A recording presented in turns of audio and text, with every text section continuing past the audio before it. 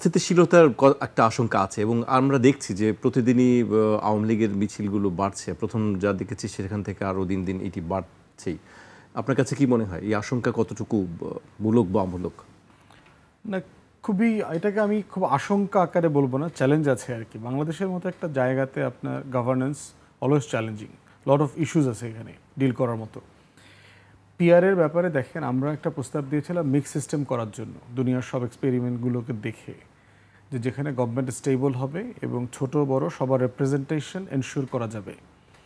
আমাদের নিম্নকক্ষে যদি পিআর থাকে, পিআর হয়, আমরা নীতিগতভাবে দুইটা কক্ষ আসলে চাই না। আমরা মনে করি যে এই রাষ্ট্র তো একটা সংসদে এখনও ফাংশনাল করতে পারে নাই, সে আর একটা হাতির পাল যদি আনে, আবার 100 পুনর্বাসন কেন্দ্র হবে এখানে, আলটিমেটলি 100 রাজুকের প্লট ফ্ল্যাট, 100 ট্যাক্স ফ্রি গাড়ি, 100 লোকের থোক বরাদ্দ, কয়েক হাজার কোটি টাকা লুটপাটের বন্দোবস্ত, এগুলো হবে তবে। আর উচ্চকক্ষের নামে যেটা হবে, আমাদের টোটাল সিভিল সোসাইটির যে মিনিমাম ইন্ডিপেন্ডেন্স আছে, এইটা এখন তো নাই অলমোস্ট ধরেন। তারপরও যে একটু ও কথাবার্তা বলে টলে, আপনি হুট করে একদিন তাকায় দেখবেন যে তুষার ভাই উচ্চকক্ষে বসা, টকশোতে পাওয়া যাইতেছে না। তুষার ভাইকে দেখবেন যে এরকম এরকম অনেক লোকের দেখবেন যে এই যাদেরকে আপনারা টকশো করেন টরেন, হুট করে দেখবেন যে তারা এখন আর মানে টকশোতে আসার সময় নেই, সে উচ্চকক্ষে বসে আছে। অথবা দেখবেন তুষার ভাই একটা বড় বরাদ্দ পাইছে, এই বরাদ্দ নিয়ে ওই এলাকায় যাইতেছে, তদবির করতেছে, টেন্ডার করতেছে, মানে এইরকম আর কি। বললাম যে এরকম ধরেন যারা সুশীল আছে, যারা সিভিল সোসাইটিতে কাজ করেন আর কি। তো এই উচ্চকক্ষটা যেটা করবে আলটিমেটলি আমার সিভিল সোসাইটিকে হত্যা করে দেবে বাংলাদেশের মতো জায়গায়। তা আমরা এই জন্য বরাবরই এটার পক্ষে ছিলাম না। আমরা বরং চাইছি যে সবগুলো ডিমান্ড নিম্নকক্ষে আসলে এনশিওর করা সম্ভব। 200 আসন যদি আপনি বিদ্যমান পদ্ধতিতে রাখেন, তাহলে কিন্তু ধরেন বিএনপি 200-র ভিতরে যদি এখন নির্বাচন হয়, 150-60 সেখান থেকে পেয়ে যাবে, তাহলে কিন্তু সরকার গঠিত হয়ে যাবে। শতভাগ পিয়ারে যাওয়া যাবে না কারণ নিম্নকক্ষে, তাহলে সরকারের অস্থিতিশীলতার প্রশ্ন আসবে। তাহলে যদি 150-60 বিএনপি পায়, আর ওই 100 আসন যদি আপনার পিয়ারে হয়, সেখানে সকল রাজনৈতিক দল 1% থ্রেশহোল্ডে দেখবেন মোরললেস সবাই, যারা গুরুত্বপূর্ণ দল তারা সবাই সংসদে চলে যাবে। আবার ওখান থেকেও কিন্তু আপনার বিএনপি আরও 30-40টা পেয়ে যাবে। তাহলে বিএনপির সিট কিন্তু প্রায় 200 অ্যারাউন্ড হয়ে যাবে, এমনিতেই কাছাকাছি হয়ে যাবে। তাহলে সরকার গঠিত হচ্ছে, স্থিতিশীলতা নষ্ট হচ্ছে না। বড় দল আকারে বিএনপির কনফিডেন্সটা গুরুত্বপূর্ণ, কারণ সে যদি ভীত হয়ে যায় যে আমি আসলে ক্ষমতায় যাচ্ছি না, তাহলে প্রচুর ভুল সিদ্ধান্ত নেবে এবং ন্যাশনাল ইন্টারেস্টকে সামনে রেখে সিদ্ধান্ত নিতে পারবে না, স্যাক্রিফাইস করতে পারবে না, কোথায় কোথায় ছাড় দিতে হবে এটা সে পারবে না। তার ভিতরে এই ফিয়ারটা তৈরি হওয়াটা দেশের জন্য রিস্কি, তার জন্য রিস্কি, দেশের জন্য রিস্কি। এবং এটা করলে যেটা হবে যে 1% থ্রেশহোল্ডে যদি অধিকাংশ রাজনৈতিক দলের প্রতিনিধি সংসদে চলে যায়, পলিটিক্সটা স্ট্রিট থেকে বাইরে চলে যাবে। এই যে আন্দোলন সংগ্রাম, হরতাল, ধর্মঘট, ভাঙচুর, জ্বালাও পোড়াও, রাস্তা আটকা দাও, আন্দোলন করো, এগুলো টোটালটা পার্লামেন্টে চলে যাবে। অতএব সরকারও কিন্তু স্থিতিশীল হয়ে যাবে। আপনি চিন্তা করে দেখেন বাংলাদেশে অনেক রাজনৈতিক দল আছে যার হয়তো একজন এমপি বানানোর মতো ক্যাপাসিটি নাই, কিন্তু ঢাকা শহরে 20 লাখ লোক মোবিলাইজ করার মতো ক্যাপাসিটি আছে। এরকম প্রচুর দল আছে। অতএব একটা সরকারকে অস্থিতিশীল করে দেওয়ার মতো ক্যাপাসিটি তার আছে। কিন্তু এই দলটাকে যদি আপনি 1% থ্রেশহোল্ডে 1-2 এমপিকে পার্লামেন্টে নিয়ে নেন, তাহলে কিন্তু দলটা স্থিতিশীল হয়ে যাবে পলিটিক্যালি, তখন সে ডেমোক্রেটিক ফ্রেমওয়ার্কে চলে আসবে। অতএব সেই জায়গাতে আমরা বোধ করছি পিআরের একটা রিজন যথেষ্ট শক্তিশালী অবস্থায় আছে, এটাকে আমাদের মতো জায়গাতে হালকা করার দরকার নাই। আর নেপাল শ্রীলঙ্কাটা খুব রাইট এক্সাম্পল না। নেপাল শ্রীলঙ্কার মডেলে যেটা হয়েছে, মেজরিটিটাই পিআরের উপর নির্ভর হয়ে গেছে, যে আদারওয়াইজ সরকারই গঠিত হচ্ছে না, এটা একটা ব্যাপার। দ্বিতীয়ত হচ্ছে যে নেপালে এবং আপনার এই সরকার তো গঠিত হয়েছে, তাহলে আন্দোলন হলো কেন? আন্দোলন হচ্ছে নেপোকিটদের ব্যাপারে, অ্যাবসলিউটলি একটা ডিফারেন্ট রিজন। যে মন্ত্রী মিনিস্টারের ছেলে মেয়েদের লাইফস্টাইল, দুর্নীতি, লুটপাট, যেটা আওয়ামী অলিগার্কির সময় আমরা দেখেছি, যে ভার্জিনিয়াতে পুরো টেনিস কোর্ট কিনা ফেলাইছে জয়, দেশের টাকা লুটপাট করে যাচ্ছে তাই নিয়ে গেছে, 20টা-30টা বাড়ি, 300 বাড়ি সাইফুজ্জামান জাভেদের লন্ডনে। এই জিনিসগুলো নেপালের ইয়াং জেনারেশন জেনজিকে প্রচণ্ড ক্ষুব্ধ করেছে, তারা রাস্তায় নেমে এসেছে। ওখানে সমস্যাটা কিন্তু আপনার পিআরের কেন্দ্রিক না, এমপি মন্ত্রী হইল, সরকার গঠিত হয় নাই সেখানে না।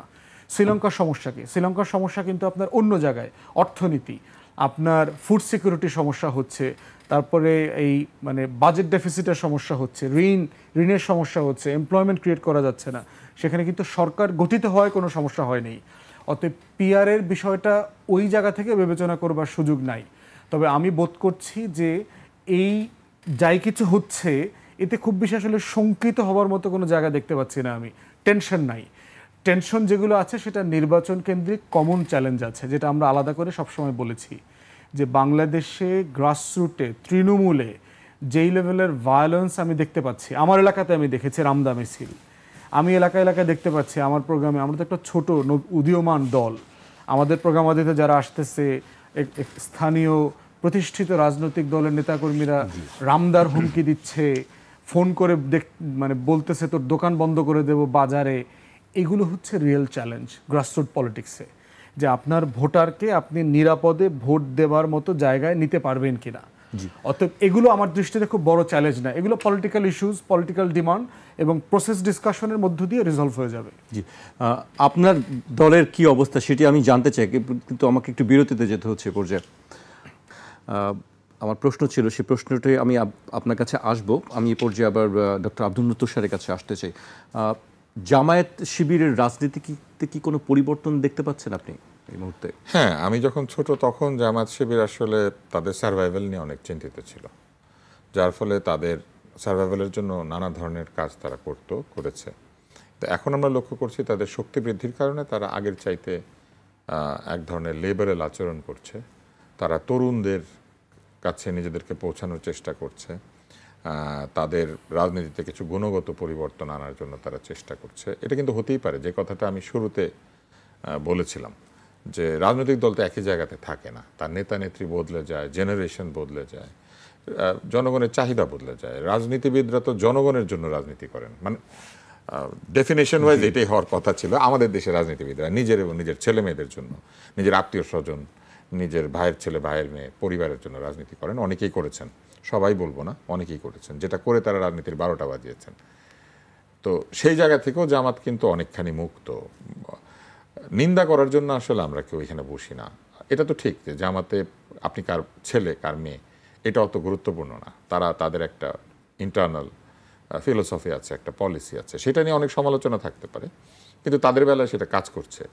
এবং এখন যে প্রক্রিয়াটা আমরা দেখতে পাচ্ছি তাতে তারা আগের চাইতে অনেক উদার গণতান্ত্রিক হওয়ার চেষ্টা করছেন, কারণ তারা বুঝতে পারছেন যে একটা দেশের ক্ষমতায় যেতে হলে আসলে শুধুমাত্র একটা এজেন্ডার উপরে বা একটা নির্দিষ্ট জায়গায় থেকে ক্ষমতায় যাওয়া যায় না, অনেক কিছুকে ইনকর্পোরেট করে যেতে হয়। কেননা ভোটারদের মধ্যে নানান মতের, নানান পথের, নানান চিন্তার, নানান চাহিদার মানুষ আছে। ভোট যদি নিতে হয় যেটা গণতান্ত্রিক ভোট, তাহলে আপনাকে সংখ্যাগরিষ্ঠ ভোটেই জিততে হবে।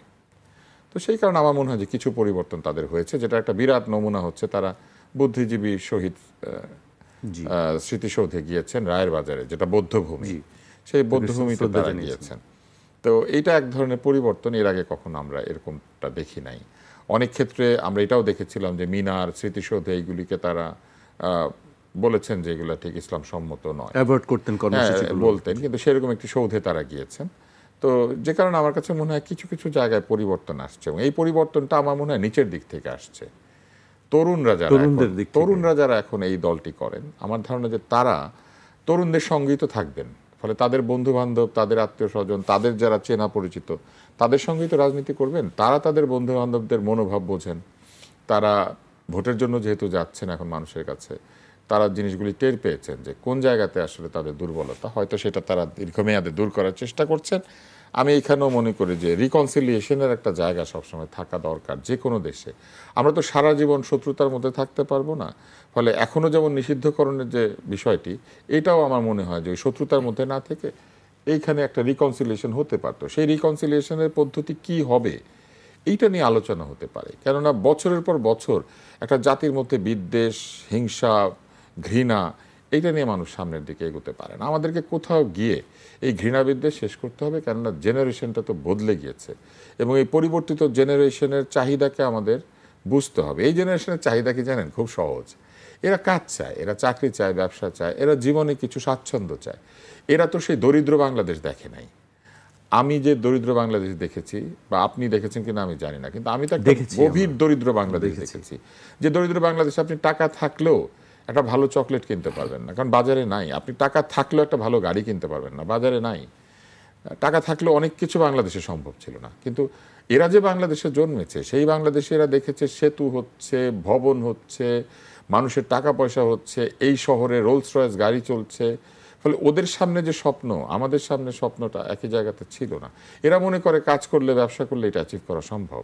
ফলে এরা চাকরিতে উচ্চ বেতন চায়, চাকরি চায়, এখানে বিনিয়োগ চায়, এরা ব্যবসা চায়, এরা চায় রাষ্ট্র তাদেরকে সম্পদশালী হতে সাহায্য করবে, সম্পদের ডিস্ট্রিবিউশন করবে।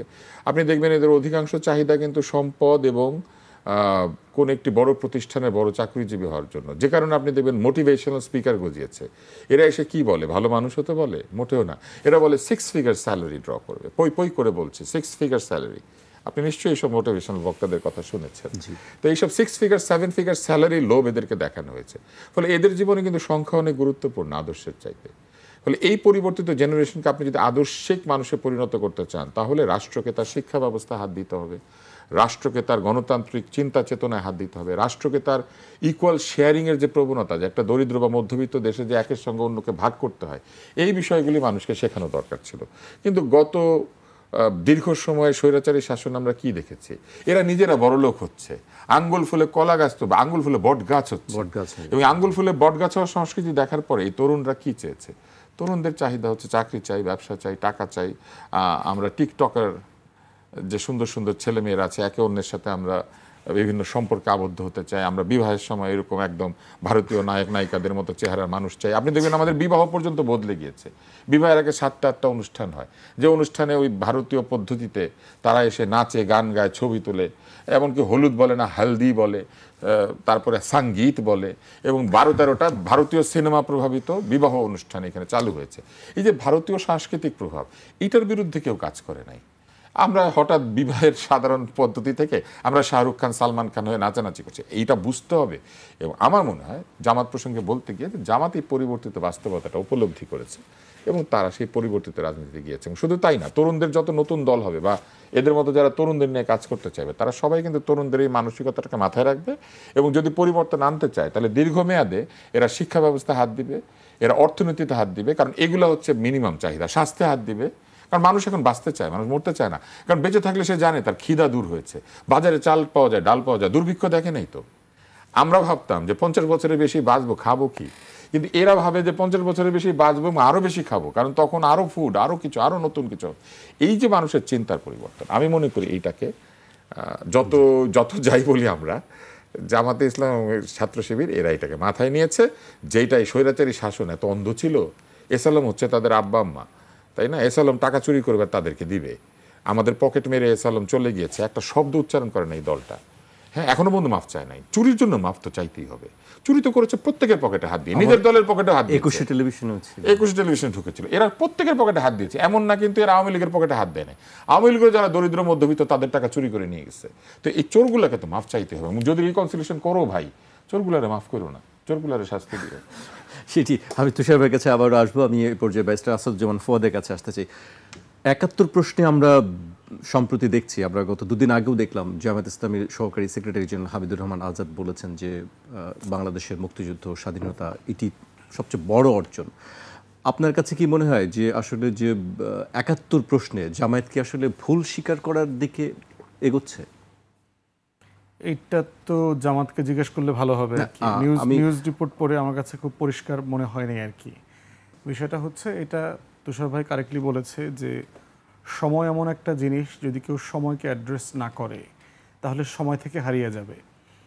আপনি হিস্ট্রিতে দেখেন, মুসলিম লীগ এই ভারতীয় উপমহাদেশের কত বিশাল একটা দল ছিল, ঢাকাতে প্রতিষ্ঠিত একটা দল 1904 সালে, যার নেতৃত্বে নবাব সলিমুল্লাহ ছিলেন, ঢাকা বিশ্ববিদ্যালয় হয়েছে যার নেতৃত্বে, যাদের আন্দোলনের প্রেক্ষিতে আপনার পূর্ব বাংলা এবং আসাম মিলিয়ে আলাদা অ্যাডমিনিস্ট্রেটিভ ইউনিট হয়েছে, যে ইউনিটটা ছিল ডেভেলপমেন্টের একদম সেন্টারে পরিণত হয়েছিল ঢাকা, যেটা যদিও কলকাতা কেন্দ্রিক, মানে যারা ব্রাহ্মণ শ্রেণী জমিদাররা ছিল তাদের কারণে এটা রদবদল করতে হয়েছে, বাতিল করতে হয়েছে।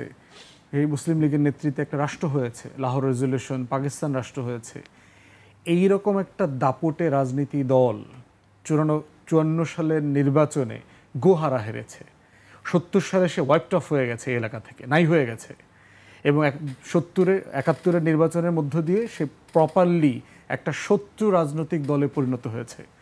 54 নির্বাচনে দেখেন একটা বড় বিরোধী দল ছিল, সেকেন্ড লার্জেস্ট পার্টি ছিল তখন নেজাম ইসলাম পার্টি। শেরে বাংলা কৃষক শ্রমিক প্রজা পার্টির পরে সেকেন্ড পার্টি ছিল এটা। নিজাম ইসলাম পার্টিটা কোথায়? নাই হয়ে গেছে। একইভাবে দেখেন আপনার আওয়ামী লীগ গত 16 বছর ধরে সে যা যা করেছে, যা যা তাকে করতে বারণ করা হয়েছিল, শেখ মুজিবের এপিসোডটা দেখেন, 3.5 বছর পরে সে কিন্তু 21 বছরের জন্য নাই হয়ে গেছিল। ঠিক একইভাবে দেখেন 16 বছরের এই যে জেনোসাইড এবং যে মানে অলিগার্কিক যে মিসরুল সে করেছে, এটা করবার মধ্য দিয়ে সে কী হয়েছে? সে আলটিমেটলি পলিটিক্স থেকে নাই হয়ে গেছে। সে তার সাপোর্ট বেস চলে যায় নাই, কিন্তু সে পলিটিক্যালি ডাইনোসর হয়ে গেছে এবং সে পলিটিক্যালি আর ফিরতে পারবে না এই বাস্তবতায়। তো জামাতের ব্যাপারও তাই। আপনি যদি একটা রাজনৈতিক দল তার সময়ের ডিমান্ডকে যদি সে অ্যাড্রেস না করে, তাহলে অন্যান্য রাজনৈতিক দলের ক্ষেত্রে যা হয়েছে তাই হবে, বাস্তবতা তাই। এবং তাহলে প্রশ্ন হচ্ছে তাহলে মানুষ কোন দল করবে? মানুষের ইন্টারেস্টকে যে দল ধারণ করবে, এটা হলো পাত্রের মতো রাজনৈতিক দল। যে আপনি চা খেতে চান, কোন কাপে খাবেন সেটা হলো সময় বলে দেবে। আপনি কি টং দোকানে গিয়ে খাবেন, আপনি কি 5 স্টারে গিয়ে খাবেন, আপনি কি স্টুডিওতে বসে সুন্দর করে ইটিভি লেখা আছে এরকম একটা কাপে খাবেন, কোনটাতে খাবেন ডিপেন্ড করতেছে মানুষের পালস বোঝাটা আর কি।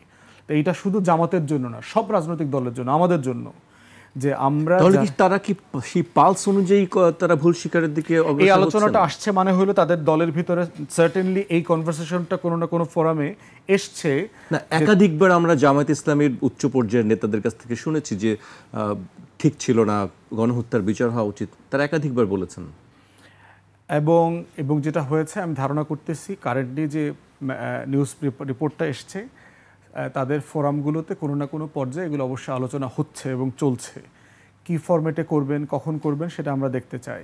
বাট মোদ্দা কথা হচ্ছে সকল রাজনৈতিক দলের জন্য একই প্রস্তাবনা, একই বাস্তবতা, যে আজকের অনেক বড় রাজনৈতিক দল, আওয়ামী লীগের কথা চিন্তা করেন, এর থেকে বড় রাজনৈতিক দল তো এই এলাকাতে গত 60-70 বছরে ছিল না। আজকে সেই দলটা পলাতক, দলটা নাই। এই দলের প্রধানরা সবাই গোষ্ঠীসুদ্ধা পালায় চলে গেছে। তাহলে এই ট্র্যাজেডিটার জায়গাটা কোথায়? আজকে যারা বড় দলগুলো আছে, সকল বড় দলের জন্য একই বাস্তবতা প্রযোজ্য। ডাকসু নির্বাচনটা দেখেন, আপনি দেখেন যে গণ অভ্যুত্থান যাদের নেতৃত্বে হয়েছে, তারাই তো আজকে 1 বছর পরে ডাকসুতে সবচেয়ে ভালো করার কথা না? কারণ শিবিরের ছেলেরা তো পরিচিত কেউ ছিল না, মানে তাদের নেতৃত্ব হয়েছে, এটি অবশ্য নিয়ে বড় ধরনের একটা বিতর্ক ফ্রন্টে যারা আছে তাদের নেতৃত্বেই হয়েছে। কারণ দিন শেষে যে ফ্রন্টে থাকবে, যার ডাকে আমরা আপনারা রাস্তায় নেমেছি, তারাই নেতা ছিল। তাহলে সেই নেতৃবৃন্দের যে ছাত্র সংগঠন, তারা ডাকসুতে জাকসুতে এত খারাপ করলো কেন? 1 বছরের ব্যবধান তো। তারা তো সুইপিং ভিক্টরিতে চলে যাওয়ার কথা, জাসদের মতো। জাসদ যখন গঠিত হয়েছে 72-এর পরে 73-74 পুরো 70-80-র দশক ক্যাম্পাসগুলো দাপিয়ে বেরিয়েছে। তো এই জন্য হচ্ছে যে ভোটাররা যে বিষয়টা আজকে দেখিয়েছে, এই শিক্ষার্থীরাই কিন্তু গত বছর সেই সকল তরুণদের পিছনে নেতৃত্বে গিয়েছে। 1 বছরের মাথায় সে তার সিদ্ধান্ত পরিবর্তন করেছে কেন?